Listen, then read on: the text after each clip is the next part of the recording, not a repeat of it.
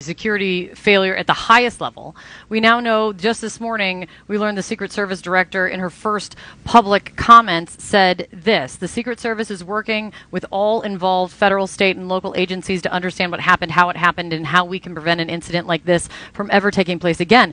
But Secretary, do you call this a security failure on the part of the Secret Service? An incident like this cannot happen. That is precisely why President Biden directed an independent review, so that that review, its conclusions and its recommendations have the full confidence of the American public. We will carefully analyze in an independent and thorough fashion what occurred. Recommendations will be made. Those recommendations will be implemented. We are in a dynamic threat environment. We adapt to that dynamism every single day. Changes have been made to the Republican National Convention, just as the 18-month planning calls for. It calls for changes based on changes in the threat environment, and that is where we are now.